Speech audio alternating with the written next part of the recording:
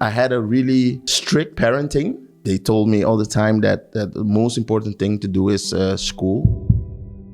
I had one question that I asked myself. Once I asked myself that, it was pretty clear for me that the answer was go do dance. It doesn't matter. You don't have to know how, just start. So in 2005, I did pre-show of Missy Elliott. That was my first big gig. So I did pre-show of Busta Rhymes, I did Chris Brown, Lumi D, Cascada, Donald Jones, Lang Frans Bas Bay also. So those are some of the Dutch classics. I had in 2013, I had a theater show. Once a year, we organize a theater show where the kids can show parents and family members what they have learned through the year, the season. So at the end, I was thanking everybody. Everybody was on stage, all the kids behind me. And all of a sudden, I turned to my left hand and I saw my mom and my dad. So they came to the show just to surprise me. They arranged everything. And just for the folks, mom and dad lives in Curaçao, right? They traveled like 8,000 miles or kilometers, whatever it is. To come look at the show. So they came on stage. John, at that moment, I started crying and I couldn't stop because it was the kid inside me screaming to my mom and my dad, like, this is what I was telling you guys about. People, good day, good evening, good afternoon, good night, good morning, wherever you're connecting from in this beautiful, wonderful world. Thank you for being here with us today. Welcome to the SunSide Kingdom Show, the place where we highlight successful individuals with roots and or associations hailing from the Dutch Caribbean. These accomplished persons are true role models and examples of what can be achieved when hard work, perseverance, and focus is attached to their journey. Today, I'm your host, John Sandiford, a.k.a. Jam Sandiford. Let's get into this episode. People, welcome to the SunSide Kingdom Show. All right, so today I'm here with I would say another good friend of mine. Maybe for quite some years we were very good acquaintances, and that friendship has been growing ever since. So cheers. So it's not rum because guys out here got to stay focused and sharp in 2023. You know what I mean? True. So there's a little bit of it's the best coffee. The best coffee. But I'm here sitting with Mr. Provacia, as I like to call him. Someone that I've seen from afar and also up close, has worked on his craft for many, many years, has built one of the largest dance schools in the Eindhoven region. So that's in the south of the Netherlands. Has won, I don't know how many championships, because whenever we walk into that place, I just see trophies on more and more. Like trophies on trophies on trophies. Yeah. Has been a pillar in the Eindhoven urban community for almost 20 years, bro. Yes. Almost 20. Man. Almost 20. Yeah. Time flies. It's crazy. Welcome to the show, Sandy. Thank you for having me, bro. So introduce yourself. Let the people know who you are. Where you from. Just run us through some of those early thoughts, early beginnings. So my name is Sandy Provacia. I'm originally from Curaçao, and I've been here in Holland now for almost 22 years. I came here in 1999 to do my study. And I did study at, business informatics at Fontys Hogescholen. Mm-hmm. And I finished that. And then after that, I started doing what I was passionate about. And that was dancing. And I tried to find a formula to make that my job, my work. And and that's what I'm doing now for like 16 years already. Yeah. Awesome, man. Awesome, awesome. So Sandy, yeah, we like to speak to persons that have done amazing things, but with roots in the Caribbean, because we know that there's a lot of young guys and girls out there today that have these big dreams and aspirations, but when they're living on the small island, it sometimes feels like those dreams are too far-fetched, too far away. You just highlighted the fact that you started with business informatics, so Yes. business Yes, I did. information technology, but you didn't decide to pursue a career in that. No. So what sort of happened with that decision? So why then choose for business information technology, and then why make the switch immediately after you completed your study to follow your dream? Yeah. So the thing is, I think I speak for a lot of kids and young people from the island. So the thing is, when you come in from the island, most of the time, your parents tell you that it's impossible or difficult to make a living doing dance or other creative stuff. Yeah. To support your family, you know. So what I did is I had a really strict parenting, and they told me all the time that the most important thing to do is school. You gotta finish your school, because that's the only way that you can support yourself and your family in the future. Sounds familiar. Yeah. That was the only way. But once you go abroad and then you move to a bigger world, Yeah. you see more opportunities, you know. So I started doing my study, what I came to do. Yeah. And then while doing that, I was dancing also in the weekends.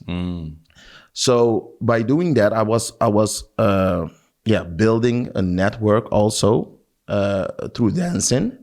And then because I was busy with my business informatic study, I was searching for a way to use my dance and then trying to make it as a job, you know, so I can live from. And then, so that's when I finished my degree and oh wow, this is no worries, man. So when you finish your degree in business information technology, let's just say business IT. Okay, business IT. Yeah. So when I finished that, I remember I was sitting down in my room, and I had one question that I asked myself, and that's the first time that I really chose to really listen what my insight was telling me, like my feeling. Yeah. And I asked myself, am I able to start now from 9 till 5 working behind a desk, doing programming or all of the stuff that I've learned through the years? Or am I going to take a risk and start a dance studio or whatever with dancing? Because that was my passion. Yeah. And once I asked myself that, it was pretty clear for me that the answer was go do dance. It doesn't matter. Like you don't have to know how, just start. Just start. Yeah, and that's what I did. So I choose to take the risk to try to do something with dance. As the great Steve Harvey would say, you jumped. Yeah, I jumped. Yeah. Jumped off the cliff, and you didn't know how you were going to be able to fly, but somehow on the way down, you figured it out how to fly, how to glide. Exactly. Yeah. Exactly. Yeah, I can imagine that was a pretty scary moment. And But you know what's funny about that?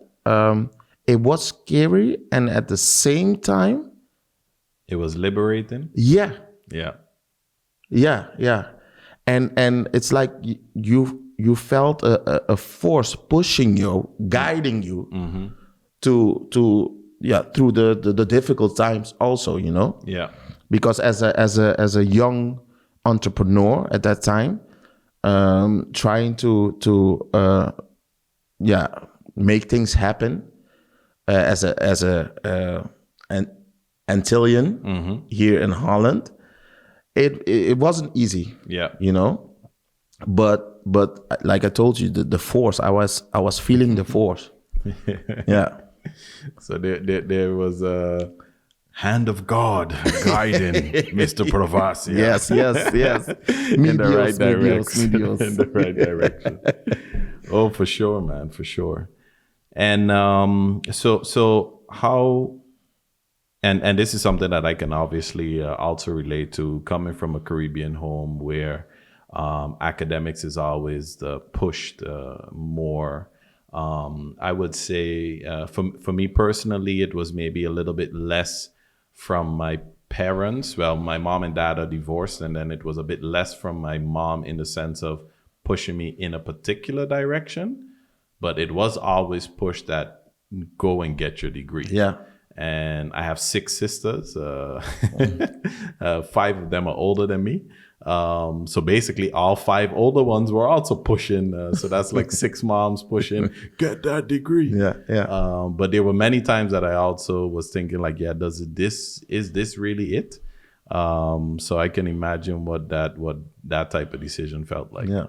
So how did the parents respond when you decided, because I can also imagine a conversation being something like, I completed the business IT, so I have the degree. Yes. So if anything. Yes. So when I finished my study, it was a relief moment for me. And before I took the decision to do the dance studio, and they were really, really happy. But still, once I told them that I'm going to start the dance studio, they couldn't comprehend like the possibility that you can really make this a business. Yeah. Understand? So they didn't understand because there was no one doing that in Curacao on this level that I'm doing right now. You know, so you can blame them, you know. They haven't seen it. It's all about perspective, right? Exactly. So that was never in their field of view. It was never part of their perspective to see, and then it's a difficult thing for us as humans to just try and imagine what it could be and sort of trust that you've raised this great son that can go out there and do the things that he says he's going to do. Yeah, exactly. And so I had in 2000, let me think, 2013 it was? 13? Yeah. I had a theater show. So once a year, we organize a theater show where the kids can show parents and family members what they have learned through the year, the season. Yeah. So I had a theater show, and at the end, I was thanking everybody. Everybody was on stage, all the kids behind me. And all of a sudden, I turned to my left hand and I saw my mom and my dad. So they came to the show just to surprise me. Yeah. They arranged everything. And just for the folks, mom and dad lives in Curacao. In Curacao, right? yes. So they traveled like 7,000-8,000 miles or kilometers, whatever it is. Yeah, to come look at the show. So they came on stage. John, at that moment, I started crying. And I couldn't stop, because I think I seen footage of this, right? Yeah. I started crying because it was the kid inside me screaming to my mom and my dad, like, this is what I was telling you guys about. It was really, really strange also for a kid to really know what he wants to do. Yeah. at that age already, and then going through all the trials and tribulations. Yes, and the no sayers, you know, and that moment everything came out. You know? Yeah. Damn. Yeah. 2013. So that's now almost 10 years. 10 ago. years, bro. 10 years. And we still going strong. Yeah. And still I do have the feeling that I've just reached like maybe 30-40% of my capability. I have a lot more to give, a lot more. So there's some stuff that needs to be unlocked. Yep. Still, it's everything, every day learning and growing. Yeah, that's awesome, what it is. So growing up in Curacao, right? Yeah. Tell me some of the things that shaped your childhood. Maybe some of those key moments, like you said, from a young child, you already knew you wanted to do something with dance. So what is the earliest memory of that already clicking? And then I think that came also a lot from my parents, because like my first dance I had with my mom.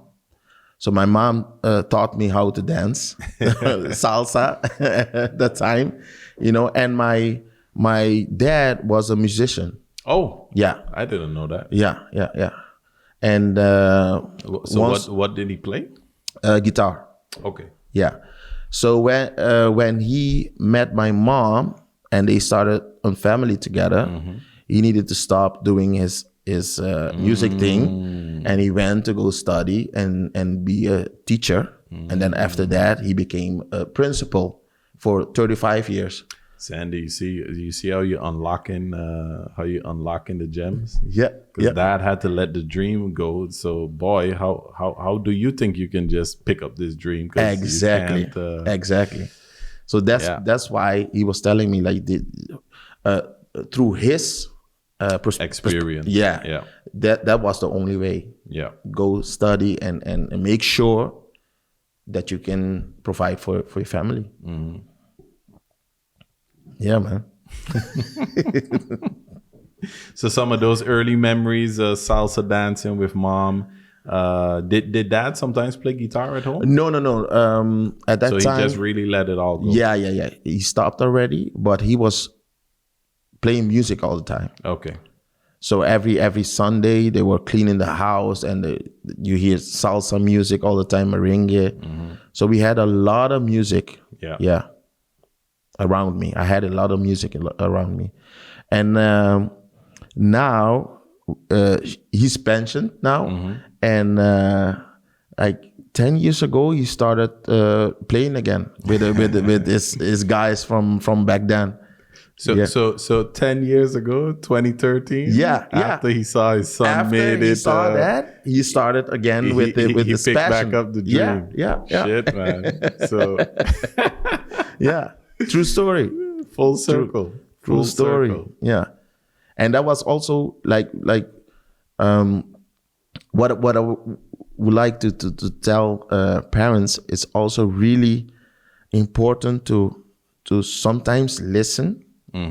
Listen to what your kid is telling you. And also when I understand that you gotta guide, and because you have experience in life, and you're trying to teach your kid what you have accumulated, the experience that you have accumulated, and guidance is different than rules. Yes. Like this is the way, like that's the rule, and exactly. There's no guidance. Is like, okay, this is the suggestion, go in this way, but it's still up to you to make a different decision, and I support you either way. So basically what I'm trying to say is give the kid also room to develop what he's passionate about. Because once I did this, let me tell you, like, I do have a feeling that anything is possible. It sounds cliche, but I really believe that anything is possible. Yeah.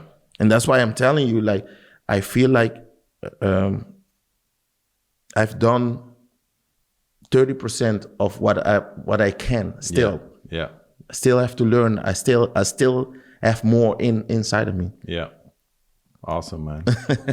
So coming back to this 16, 17 year journey with FLXN, could you maybe run us through some of the highlights, some of those moments that, some of the biggest moments? So in 2005, I started with a small group of guys. Our name was FLXN Squad, and I was dancing every weekend in the biggest clubs in Holland. And one of the DJs, they saw what I was doing, and he liked it, and he asked me if I'm down to gather a group of guys and then make a show. And there was a pre-show of Missy Elliott. Oh, wow. So I did pre-show of Missy Elliott. That was my first big gig. And then after that, it was really, really, really good.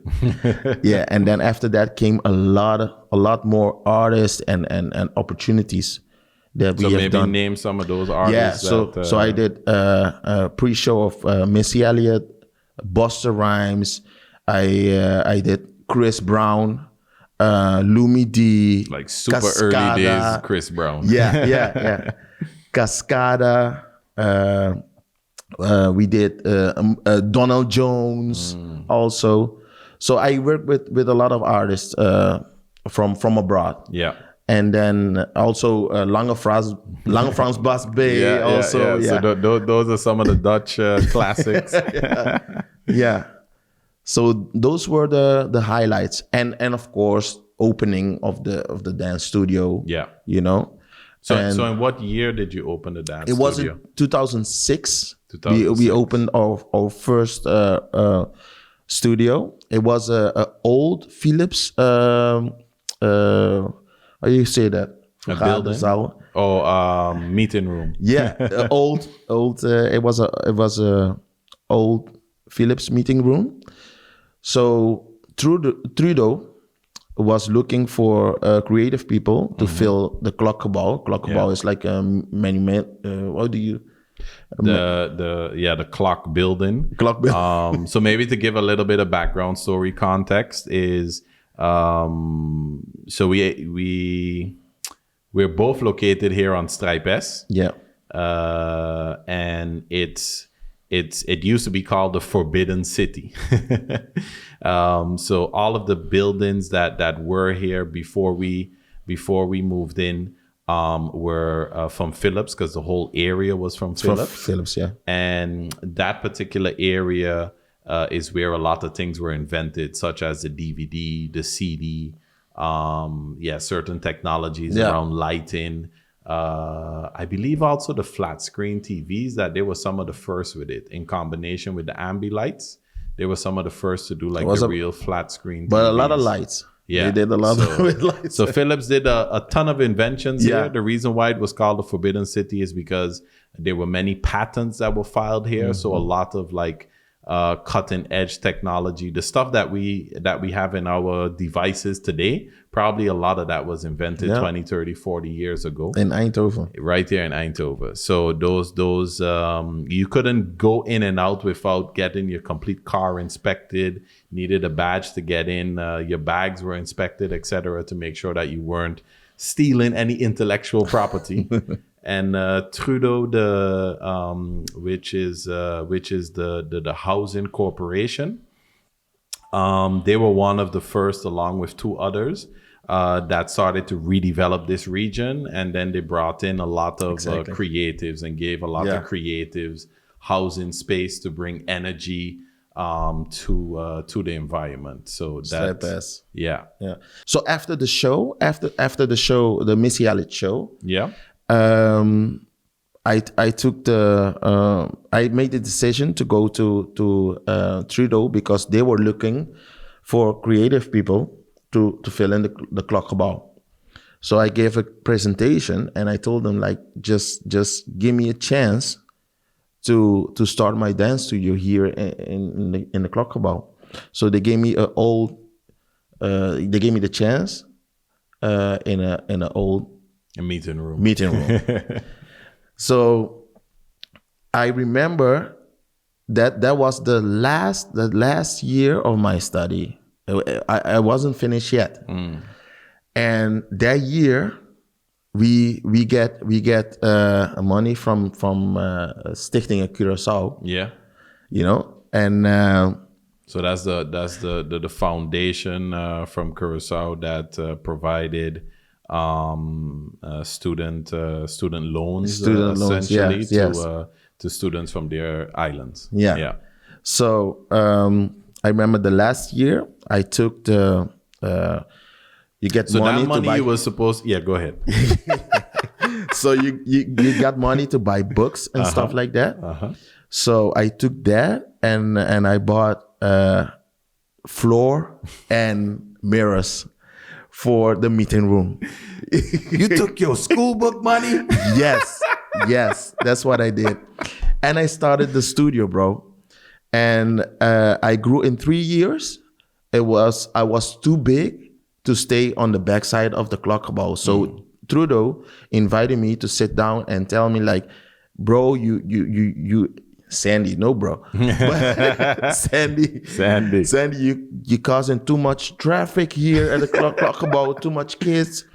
Let's go to the front side of the klokgebouw, and then we're gonna make a dance studio for you with nice. 2 spaces. I had my own bar and lounge area and everything. Yeah. So in 2010, we opened. So who did you have those conversations with back then? There was what's his name? He's not working at Trudeau anymore. Okay. That doesn't matter. I don't remember. But you had some of these combos with Tom as well? Tom, yeah, but this guy was above Tom. Okay. Tom Awesomes, but what's his name? Willy de Groot. You remember Willy de Groot? I think so. But this might also be a bit before my time. I joined the Trudeau squad years later. Yeah, so Willy de Groot. I was talking with Willy de Groot. And so he made it happen for me. Nice. You know? Yeah, man. So in 2010, we opened the second studio of FLXN. That's on the front side of klokgebouw. And now, after Corona, we moved to Area 51. There and the reason why we moved, I think the style that we do in the studio fits better. Yeah. In this whole environment. Yeah. Because it's at area you have skating, BMX, you can do tricking and everything. So all the urban sports. Yeah. And that's why I think FLXN did it really good by moving to that building. Yeah. Also on Strap S. And to add to that, like the klokgebouw, obviously a lot of things transformed since you first came here. You were maybe one of the first few renters in the klokgebouw, and today there's tons of businesses. The whole region is super vibrant. True. There's at least, I think, since I started here on Stripe S in 2011, so that's like 12 years ago already. Yeah. Shit. I think there's been at least 20 to 30 new buildings that went up since then. So it's been a crazy development out here. But adding to that, in area, there's a lot of traffic of young kids. So it's and it's sort of young and old kids, so that it fits perfectly with the dance school environment, right? Exactly. Yeah. So that's why I'm telling you, like, it was also a pretty scary step to take because from 2010 till I was there 10 years. More than 10. More than 10 because Corona Corona was 2020, 2020. 2021 we were Yeah, talking about so we it, were there like 11, still- 12 years. Yeah.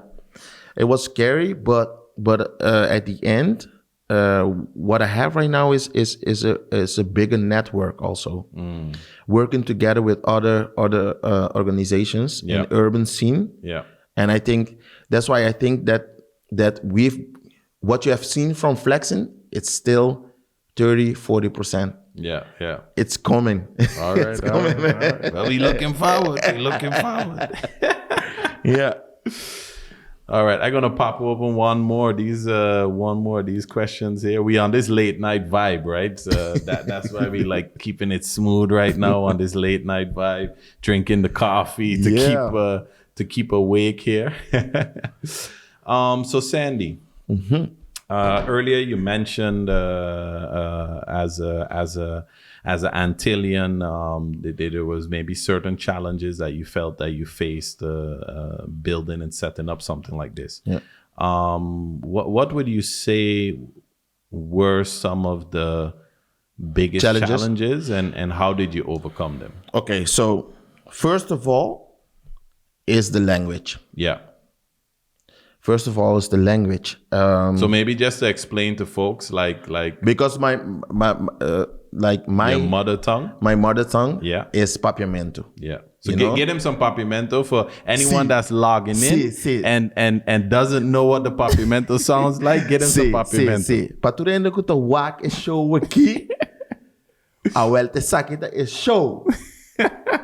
That's what I said just now. Bong. For everybody watching this show, this is the show you gotta watch. Bong. So the first challenge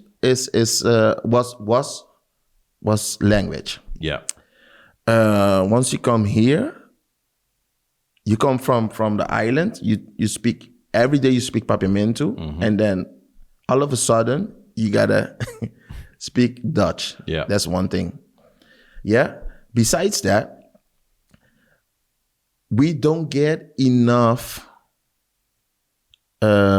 knowledge how to go about money.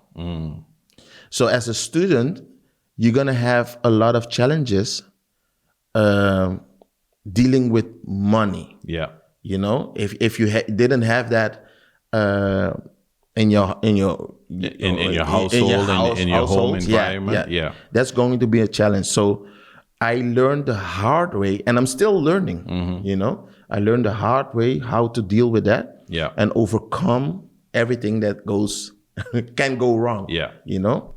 So those two things were the biggest challenges for me. Okay.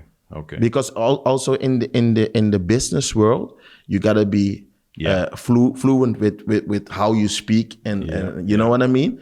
And also you gotta know how to deal with money. Yeah. It's a very big deal. It's something that we aren't really properly taught or prepared for. Yeah. Unless you get it like fully from your own household, you won't be fully ready to deal with all that you have to deal with once you move to a different country.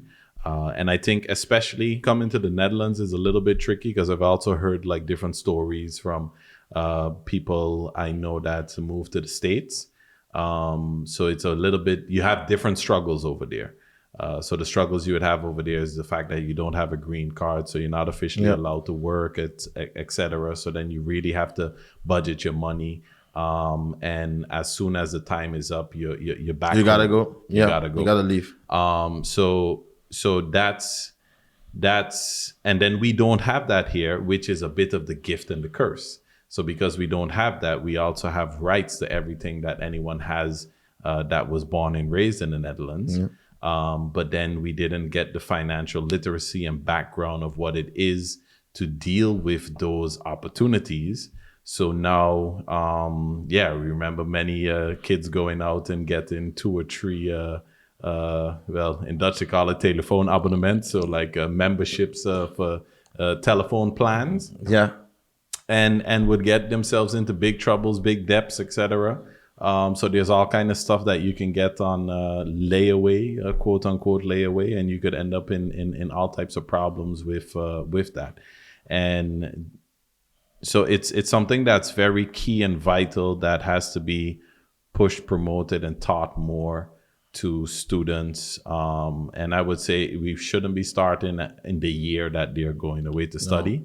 That should start basically when they start high school, at least. Yes. Preferably before high school, but at least when they start high school, there should be some type of extracurricular type of activities that's really teaching the basics of financial literacy and getting kids more prepared to live on their own. Oh yeah, the other point I wanted to make there is if we compare ourselves to many kids that were born and raised in the Netherlands, for them it's home. So even if they leave, let's say they were born in Eindhoven, and then they leave and they go to Amsterdam to study, going back to mom and dad is a train ride away. Getting your clothes washed there or whatever is a train ride away.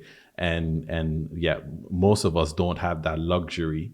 When we're up here, we're just completely on our own from 18 years old and making all of the adult decisions without that whole financial literacy background. So that's why I want to say this. Every kid coming from the island, doing something good, or you're studying, or you're trying to make it with a business or everything, like, be proud of yourself, because coming from the island, we gotta face a lot of challenges. Yeah, it's not being talked about a lot. Yeah, enough, I think, but we just do it because we it's like we accustomed to overcome challenges to reach where we gotta reach, you know. But sometimes you gotta stand still and really evaluate how much you have overcome. Already. How much you achieved already. You know. Yeah. And it's not being talked about enough, I think. And I'm saying that also to myself. You know. Yeah. So Sandy, if we were to go back in time now, and how old you were? 19 when you came 19. here? Okay, so let's say we go back all the way to the 18-year-old Sandy. What advice would you give the 18-year-old Sandy with the knowledge that you have today? Okay. I would tell him to still finish his study, school, finish that, but start investing, save, just be more conscious about how you go about money. Yeah. Because if I've done that, my impact would be way bigger now. Yeah, yeah. You know, and the possibilities. That's the most important lesson I'll tell him to because I know the other things he would.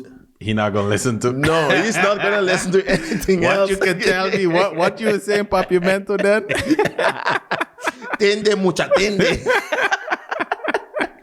You know, he not gonna scoocha.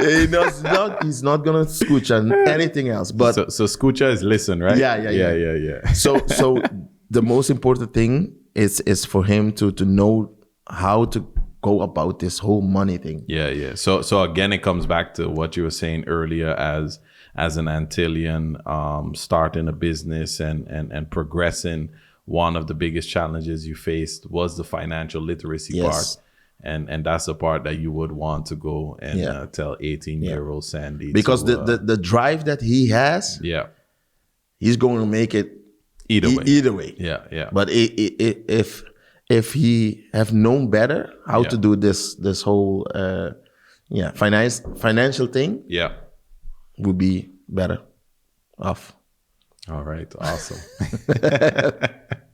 So, Sandy, someone that's starting out their journey today, and let's say they're hailing from the islands, and they want to pursue something more creative, whether it be dance, music, artistry, etc. In today's world, with your current knowledge and almost 2 decades of experience, what advice would you give them?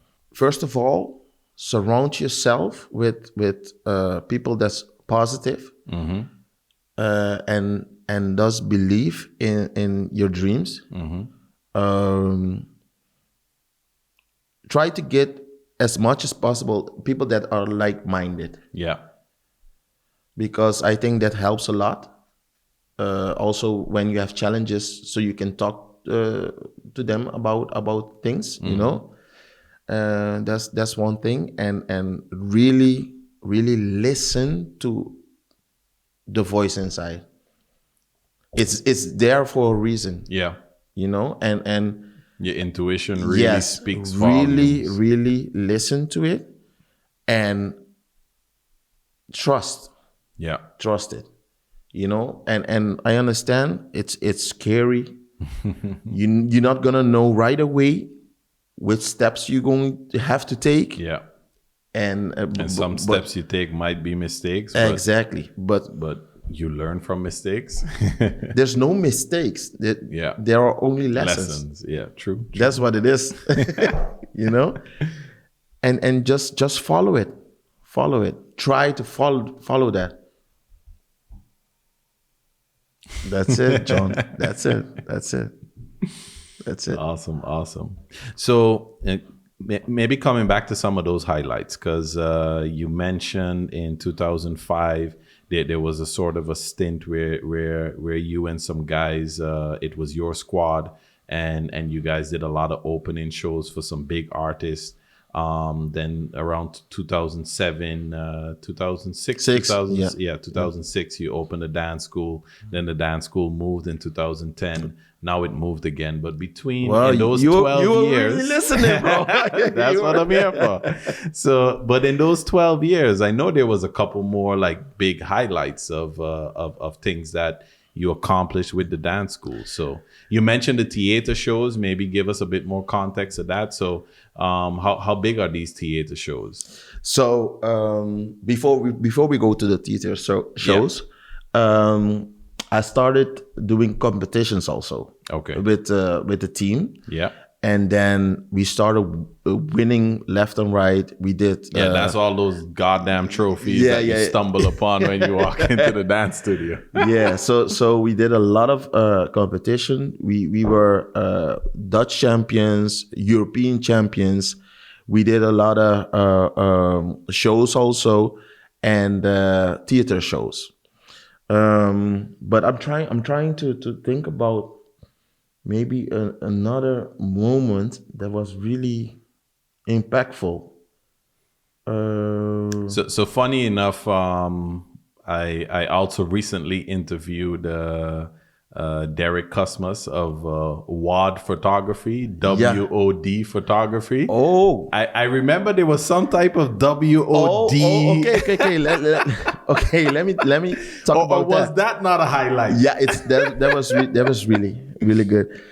So in 2012, you know, I was at that time I was married. Mm-hmm. Now I'm divorced. But in 2012, it was a little bit before that. At that time, I was thinking like I would like to do something that's never been done before here in Holland. And I was talking to my at that time wife. I was telling her like, let's try to bring a competition that was only in the States at that moment. Yeah. And I, you know what it is? Like, she didn't want to do it because I was the one willing to take the risk. Mm-hmm. You know, I was pushing to take the risk, but she was more reserved about that. So in 2012, that was the first time that we brought World of Dance to Holland, to Europe. Yeah. And we did organize World of Dance at that time in 6 countries. So I did Holland, Belgium, Germany, Italy, Spain, and UK. Nice, man. So I was flying around organizing events for dancers. And it was a nice moment when I got interviewed by the German television about the event. So that was also a highlight. You were right. Yeah, So yeah, World of Dance was a really big one. And then in 2016 we parted, and then I stayed with the dance studio, and she took the events. Okay. But now I'm working also on my own events. Yeah, coming. I'm gonna start. You want to tell us a bit about that? Yeah. So this event is called X Jam. So basically, it's the same thing. It's not a competition. Yeah, but it's more a place where showcase. Yeah, showcase. Yeah. It's more a place where dancers can come together, and it's a platform where choreographers can get a chance to show what they can create. Yeah. And it's not about who's better than the other one. It's about sharing the passion at that moment. Yeah. So it's going to be a day where dancers can come together and enjoy the fact that we can be together, dancing and enjoy sharing. It's more like a network. Yeah. Place for dancers. Nice. That's what I'm working on now, and the first edition of that is going to be on the 5th of May coming, and then I'm working together with eMoves and Area 51, so it's going to be a big event. Nice, man. Yeah. Nice. Congrats. I'm coming back.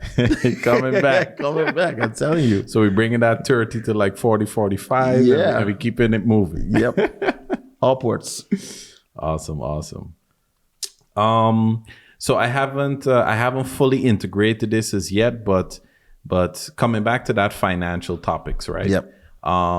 So as maybe some of you know, some don't know as yet, but I've been working also in the background on creating a financial literacy course called the 6 Ings. And without getting into too much details, we have 3 boxes up top. The first one is for earnings, second is for savings, and the third is for investing. So if we're looking now at your current situation, and you don't have to go into details and numbers, etc., but just highlight. So on the earning side, your primary income sources comes from the dance school, right? The dance, yeah. And besides that, you also have a few other ventures that you dabble into company-wise. Yeah. So events, stuff like that. So essentially, the main income sources comes from your company/companies. Yes. Right. Then over on the saving side, well, we won't get into those details right now. But then when we jump over to the investing side, so on the investing side, I like to mention that we should, and this was advice that I once upon a time got from one of Tony Robbins's books. You should have these 3 pots. One pot where you have low risk investments, another pot where you have medium risk investments, and then a third pot where you have high risk investments. And there should be a healthy balance between those 3. So low risk being things more like government bonds, etc. Like those investments wouldn't go to zero unless the complete country falls. I mean, in 2023, since 2020, we living in some strange times again. So who knows? Yeah. But historically, like at least these things would be pretty solid for a lifetime. And then the medium investments could be some like real estate. Could be like index funds, ETFs. So index funds, for instance, one of the most popular ones is the S&P 500. Yep. The S&P 500, which holds the 500 top companies in the United States. Here in Europe, we also have a couple of those. I believe there's a European one in general. We have one. And in the Netherlands, we have, it's called the AEX. So I just did the letters in Dutch. And in English, that would be the AEX. I wanted to say X again. AEX. So that's the Amsterdam Exchange, I believe. I don't know what. If I'm wrong, hey, correct me in the comments. Then I learned something as well. And I think that has like the top 30 or top 40 companies. It's 30. It's 30, right? Yeah. So the top 30 companies in the Netherlands. So that would be like the index fund really for the Netherlands. So those are more medium risk. So essentially, and each layer of risk that you go up, there's a higher potential of losing your money, but there's also a higher potential of making more money. Yep. So the ROI, the return on investment, is a lot larger in those categories. And then when we move up to the high risk category, and maybe some might even say, well, there's high risk and then there's high risk, or there's like astronomical risk. Yeah. But high risk would then be also typically investing in individual stocks. So you might persons might invest in Apple, or invest in Nike or Microsoft, or Google, Amazon, Tesla, etc. And obviously in the past 14, 15 years, 13 years, there's also been a new category in crypto. Yeah. So when we look at low risk, medium risk, high risk, is there anything that you would consider on your investment portfolio that's now in low risk? Not yet. That could also be anything that's maybe geared more towards a basic pension fund or something. That could also sort of fall into that. Yeah, I'm doing right now. I'm doing. I don't know how you call that in English. So let's say it in Dutch. Zeg maar dat je maandelijks iets apart zet. En dan kan je het niet meer aanraken tot 65. So banksparen. Yeah. Okay. So that's what I'm doing. So it's like a closed/fixed deposit. Yeah. So every month. So you can touch it till. Yeah. That's what I'm doing. And that's being done via the bank. Yeah. That's set up with the bank. Yeah. Yeah. Then it goes directly. Which bank is it? Rabo. With Rabo. Okay. It might be what I just mentioned, the banksparen. It's more or less what they call that, and that's fixed to be part of in Dutch they say aanvullend pensioen. So that would be what the hell is aanvullend in English? Yeah, it's basically adding to your pension, to your overall pension. Add on. Yeah. Okay. Yeah. So there's some type of fixed closed deposit savings that, maybe those in the States might call it a 401k or a Roth IRA. Yeah, I think but we don't really have those type of setups here in the Netherlands. Okay, so that's in low risk. Anything in medium? Not yet. Okay. Yeah, but I'm searching, and I'm well, at some point you would consider, because when you guys were married and lived together, you did purchase a house back then. Yeah, we did. So that would have been one of the elements. The real estate element would have been in the medium risk category. Yeah, so but we're working on getting that. Yeah. And then on the high risk. Yes. Yes. I'm guilty. Yes. No risk, no reward, son. We doing that. Get it. Let's get it. Yeah.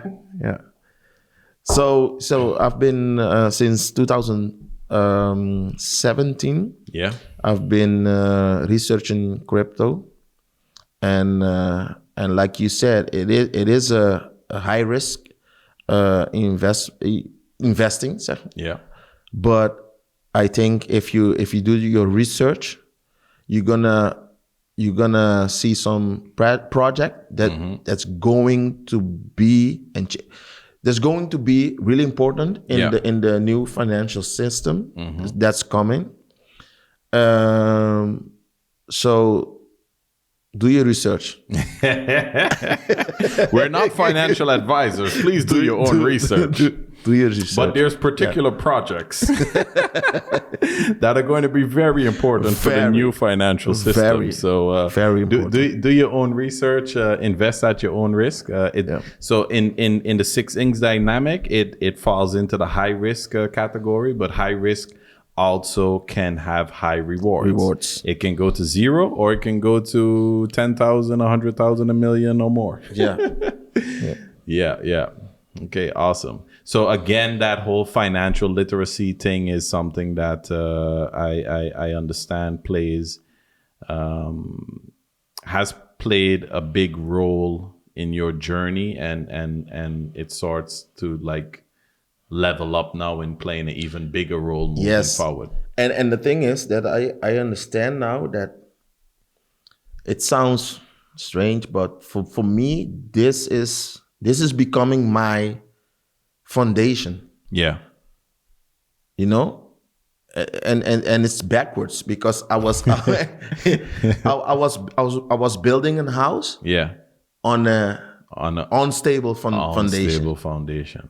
And now I'm that's deep. Yeah, I'm understanding how to fix my foundation first. Now, it's going to take time. Yeah, and it's going to take patience, which I don't have all the time. But that's a lot of our conversations, right? Yeah. Paciência. So that's patience and papimento.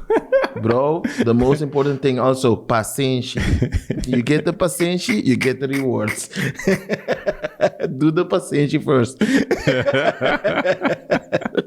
and I think that's like a huge key lesson also for others hailing from the Caribbean and whether they're still living there and going through their daily lives. I'm more talking to the youngsters. I mean, it's also for the older heads as well. And nowadays, I can't even say older head as much anymore because look at all the damn gray in my beard. Like this light here is just shining all the grays on my head. So I am becoming one of the older heads now. But somehow I still feel young at spirit, man. I still feel young at spirit. But yeah, let's say the 20, 30-year-olds is understanding like really that fundamental basic financial literacy and building a solid foundation there that you can then build everything else upon, and understanding and knowing how to set your priorities properly. Yep. Because oftentimes than not, we actually do have access to a lot more than we think we have. But it's because priorities are misdirected by whatever that pops up on this device. I mean, before it used to be the television, we would be locked into BET all day long. But now we just got this TikTok drug here. Yeah, that's true. So is there anything else that you would like to share that you feel might be only someone from your perspective and your point of view could share to this Caribbean audience? Yes. Believe in yourself. Believe in yourself and listen to that inner voice. Listen to it. Because for me, that's the way I live my life. Yeah. And I when I don't listen, you get more challenges. You get friction. Yeah. And this is something like being around you. I'm telling something about you. Being around you and seeing and seeing how you do things and how you tell me all the time, you gotta have patience. You gotta have patience. I'm starting really to understand that in order to get where I want to be, first of all, I need to fix the foundation. But this foundation is not going to be fixed Overnight. Yeah. It's really a process of minimum 20 years, maybe. Do you know? Mm-hmm. If you want to do it, low risk. You see, I understand. So listen, surround yourself with good people. That's what I'm doing right now. That's why I'm here. Yeah. And believe. That's it. Yeah, man. Sandy, Mr. Provacia, I would like to thank you. Hopi mucho. Thank you for having me, bro. Thank you for having me. Thanks, man. I've been looking forward to this day. Been looking forward to this moment. I think this also is one that will trigger many other moments. So we got potentially some stuff cooking up. Let's go. Folks will just have to stay tuned to when those pots start to bubble over. Let's go. Yeah, man. Thanks a lot. And for you guys at home, thank you also for listening, for tuning in, for giving us your precious time and attention. If you would like to see more of this content and see more successful, inspirational, hardworking and focused, persevering, resilient individuals hailing from the sunny side of the Dutch kingdom, then please subscribe, like, and drop some comments on the video. Let us know what were some of the most interesting takes that you saw during the interview. What were some of the maybe questions you felt I needed to ask that I didn't ask? So let me know for the next time. And yeah, we're looking for more inspirational people hailing from the Dutch Caribbean to interview and be part of this show and be part of this journey, so that we can continue to hopefully inspire the generations coming up, and also our peers to continue to dream big and seek out the best in themselves. Thank you for tuning in. This was SunSide Kingdom. Adios. I'm gone. We're gone. Bless.